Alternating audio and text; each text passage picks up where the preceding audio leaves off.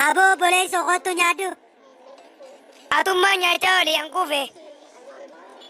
Maaliga maaltu maalte har'a injinara nyaata sumaamii osoo jireenyinuu akkatti hin qaalawin nyaata bilchaatee warqe bismillaa fi harkaa osoo hin dhiqanne riivarii aanaa afaanii irraa aanaa qochumaatti barreessuuf ilkeen osoo hin tuqne. Aboo dubbachaan oli ni yoo nyaatte nyaadhu. Sumaamagan ka jireenya qaala'aa kanaan laaqana qursi hiraata jee nyaachaa oolu. Nuti amma nyaata bakka takka biraa cufneeti qubii aanee lafa finfinnee bitu jirra. Sister nyaata kanaami kananarraa jijjiiriiti. Nyaata akka inni nyaatee sannaa kanni. Anis bakka takka firraa cufeeti waan hin silaa nyaata baasu kana quubiiniin deema. Quubiin darbadhaa. Nyaanni sun amma dhumee jira ganama yeroon kottu nyaadhu.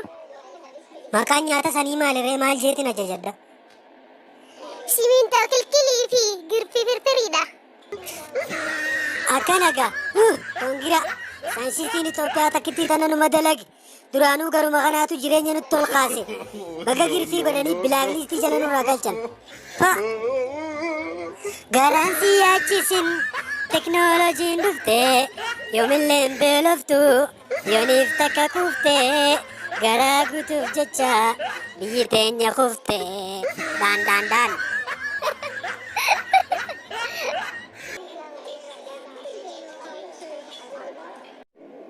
Muummee har'a maaliif akkatti qamadii keessa footoo kaata? Yaabootii fi Oromiyaatiin dorgomee qaxxaramuu deema muuxannoo hojii fidadhu jaanii saniifin akka footoo laalas keessa kee poosti godhu poosti no. Diigiyyaattii fi Oromiyaa fiduuti jee har'na bira ol taa'aa hottura naa guuta. Wey kun nama dhibaa kanaa chaansi bira oola asumatti siima bakka naayil saatirraa boqqolloo saati jijjiiru yoo inni dide karaa ooyiruutti ijjaas garagali amma sii seena ayyaa.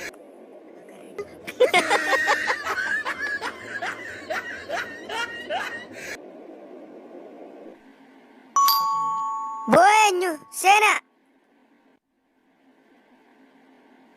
Yaabboleessa rabbii keessummaana bulchi magaalaa tana keessa deddeemaa ooleetiin dhalaa hunda lallaalaa oolee hattuu nuti maallaqa na keessa guurrattee bakkaan bulfame yaabboleessa kiyya taa'e amma yaa taa'e. Tana jechaan boo'een obboleessa kiyya manni karaa biitii buli. Yaabboleessa kiyya istiin maasii gootiin manni karaa biitaatu amma naa'uun qabu yaabboleessa kiyya kaartaa maqaa kiyya na jijjiiri yaa taa'e ammoo taa'e na jijjiiri. Keessummaan numa dhufti kakka keetiin garre ati silaa gostamii gosa keetuun barre. Gosti xiyya Oromoodha. Oromoo keessa Arsinaali. Yoo mana kana na diddees mana biraa na laale. An takkaan nageenye gosa Oromoo takkanaa ni baatumaan baasu daftee mana kana.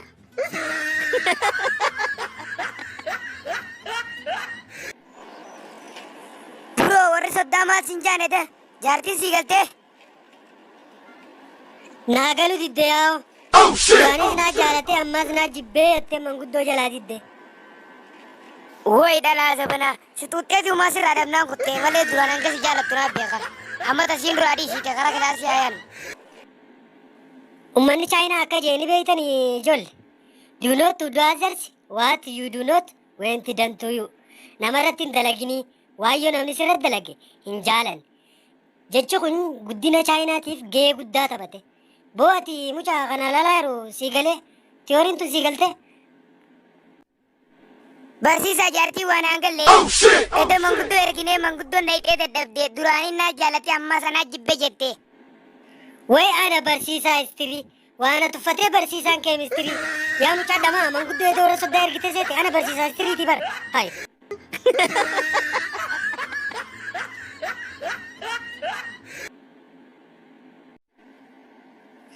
Matiineeksi biroomaan oduu gammachiisaa dhagaye fandaaqee dhaabe darsa.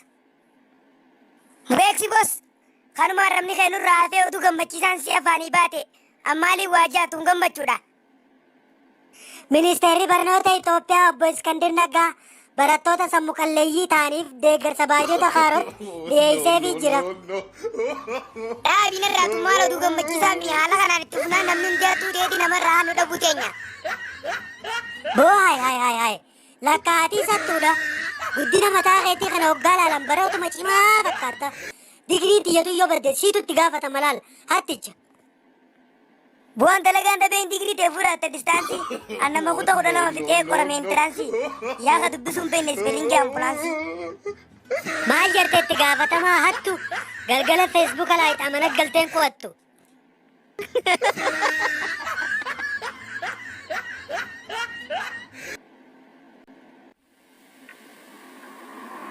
Hello, eessa jirta muummee?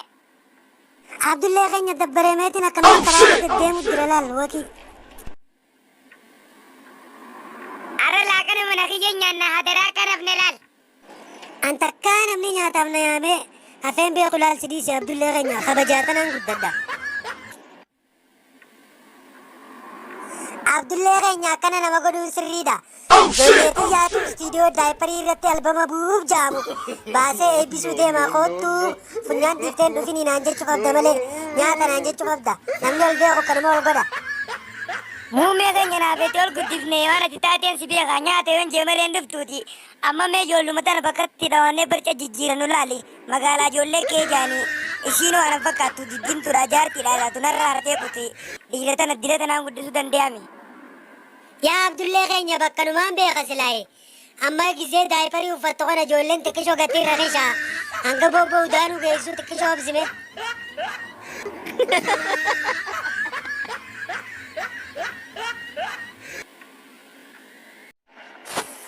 Akkami Abdullee? Nagaa wallaahi. Baankii daldala Itoophiyaa irraa maallaquma qabdu irraa qusa duuba dhaabami. Dura jireenyi anu qusatu hogguu jireenyi nu qusateen qusadhaanis laal. Ati yoo yeroon qusatte jireenyi ni si qusata laal Abdullee. Fuuluma kiyya dura adeem. Isin warri mana baankii kaadhaa namaan jecha ifi mana kaadhan. Deema atummaan qusadhu atummaan badhaafami. Nama ifii salaatee nama salaachisa. Isin baasa qabdan nama. Wee! Hai, maal jechuu keetti Abdullee? Aboon baankii daldala mana fincaaniitiin qusachuu jiraati. Yeroo badhaasni baankii tanaa jalqabe wisaayistanyaatii fi soofti na badhaasta. Yeroo san nan irraanfatin ilaal nan dagatin akkasi aboo.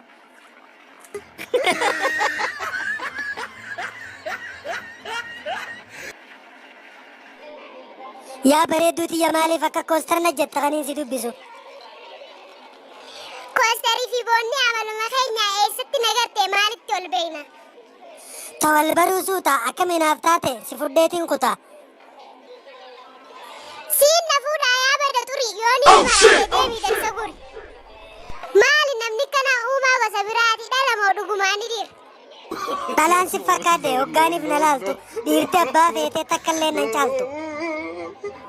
Aboo deemasii dukkan dhaltu miskiina heerumee hin horu ilmaan artu. Yoonii fi nan beenes ottuutii na bari an abbaa qabeenya magaalaa Hararii. Maal jette onnee dhiiseente hubate walakkaa meenatti assiki siin nu godha takka. Takka teetiin garre tan maallaqni bitu silaa milishaa ta'e akkaanitti si dhiitu.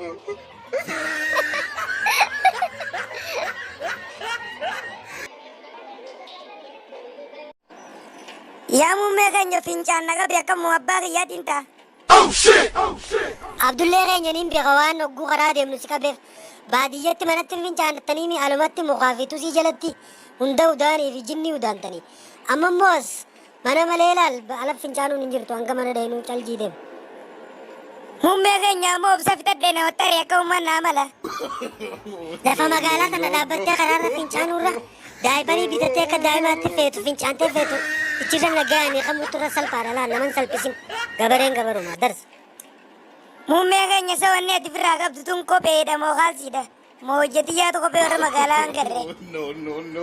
Waan hin fedheeniin deema maal si galchaan ajaa'iba wayiin akka keetti kaalsii muuxannoo qabuun deemaa himi.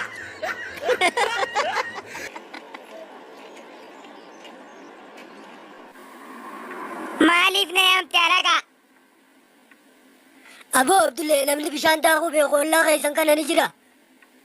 Maaliif barbaadde alagaa? Qulfii konkolaataa kiyyaatu jeerkaana bishaanii keessa na dura bu'ee daakee aanaa fuudhu waan barbaadeen kannaafi. Ana fooshaa teenya tanatti nama of daakuu beeku malee nama bishaan daakuu beeku na garre.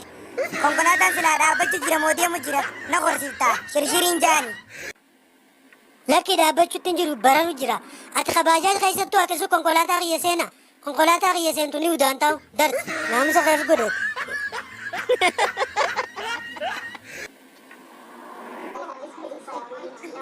Maali gaa hojuma argattee qaxaramuuf jecha akka gammaddaan naan galleewwan. Lakki akkasii miti saahiba kiyya awwanni na gammachiise. Hojii harkachuu caalaa namni liqii irraa fuudhu na amaneen akka nun na gammachiise laal. Koongira baga gammadde dubee.